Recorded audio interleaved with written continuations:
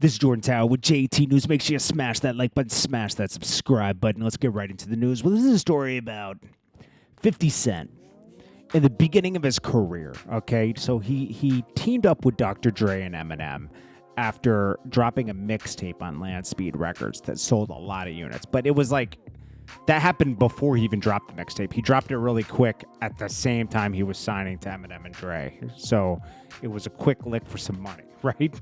So then he's with Eminem and Dre, and they're piping him up, okay?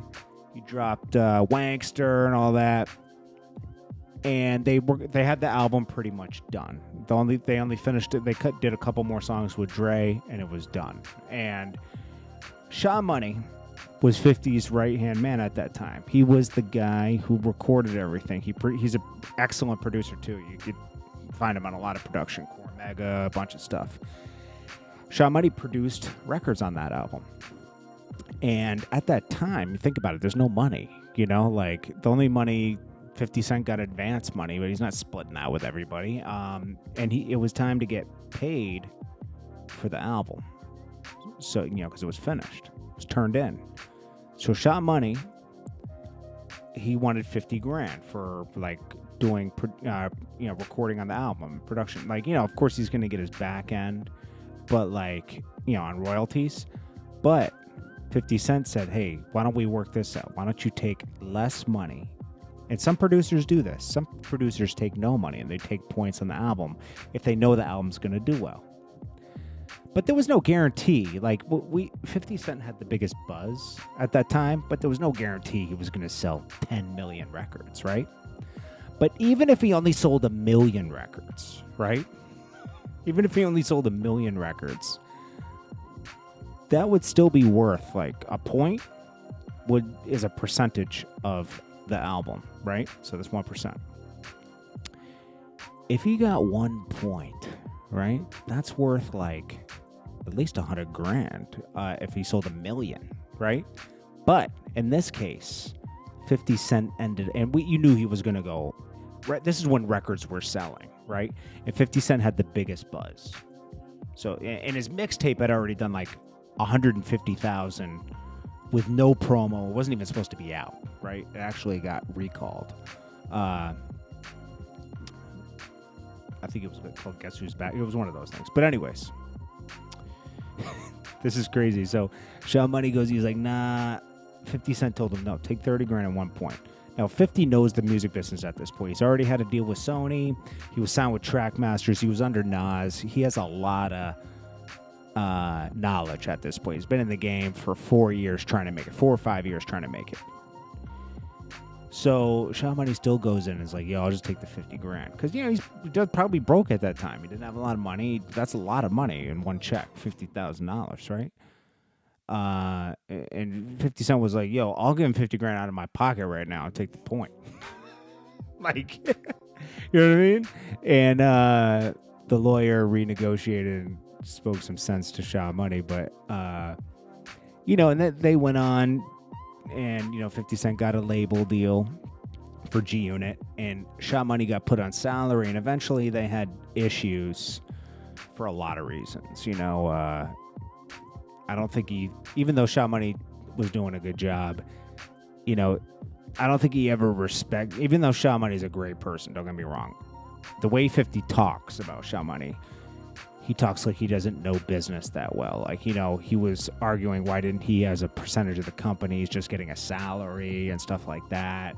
And, you know, 50 had to talk sense into him. Like, yo, I'm the one taking all the risk and everything, you know. And sometimes, just the whole point thing, sometimes you got to take the advice of somebody that's trying to, like, give you better knowledge of money. When you don't understand how the music business works, obviously Sha Money learned how the music business works.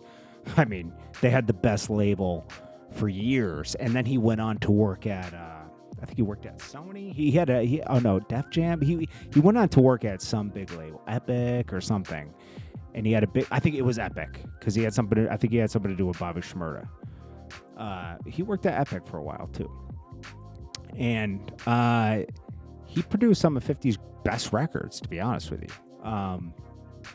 But this just shows you, sometimes you got to take Advice, you got to seek advice from somebody that knows a little bit more than you. If someone's telling you something, they're not telling you that so you know, get screwed. Telling you to take less money and get a point so you have money forever, you know? Like, you're going to get a point on this album forever, you know? And it just shows that, you know, and then people sometimes just don't listen to you. Your friends kind of switch up on you, you know? Like, 50 also talked about in this interview that a lot of his friends changed up on him after he started getting paid. They looked at him as a bank instead of a friend, you know? We're not talking about Ye or anything, we're just talking about people from the street. People looked at him as a bank everywhere he went. And, you know, he had to distance himself from a lot of people. You just gotta, like, sometimes not everybody grows with you, you know? Like, 50 Cent obviously just kept elevating and elevating. He took music as far as he felt he could take it. And, you know, he had great business partners, you know, Chris Lighty. Got him in that whole group of Violator got him into the water deals. 50 Cent was always trying to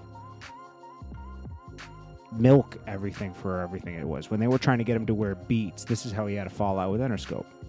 When they were trying to get him to wear Beats headphones, it's, you know, he wanted to just create his own headphones and have his own brand because he saw the value in that. He got what was going on. He got what Jimmy Iovine and Dr. Dre were doing. 50 Cent is far from stupid, okay? The whole deal with the water thing, he could have gotten paid promo money to take it, but he wanted his own water with the company Glacier. And having his own water, he got a small percentage of that water, right? The 50 Cent water, Formula 50, brought a lot of attention to the brand, so much that Coke ended up buying Glacier and 50 got cashed out. I think his stake was worth $100 million. So, you know, it pays to have a mentor. Your mentor could be your same age, just someone that knows more than you. You want to hang out with people that know more than you. You don't want to hang out with people that know less than you.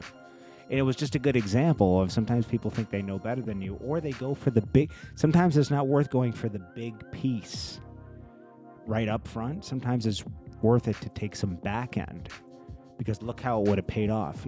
50 ended up selling 10 million records plus. That would have been. I don't know if Shaw Money took the point or he forego the point. I don't know what happened, but it was worth $1 million, and he almost blew that just to get an extra 20 grand. Can you imagine that? Almost blew getting 1.3 million just to get another 20 grand. You got to really seek advice. The lawyer luckily pulled him back in, and I think he ended up taking the point. Anyways, this is just I always find that 50's interviews are very interesting. He has a lot of knowledge, and he shares a lot of knowledge. And it's important to watch these interviews with people like 50, Diddy, Dame Dash, Dr. Dre. These people drop gems, you know? Jay-Z, they drop gems. You just got to read between the lines, you know? And you just got to, like, listen and process it. This is Jordan Tower with JT News. I appreciate you guys. Hope you have a great day. Peace.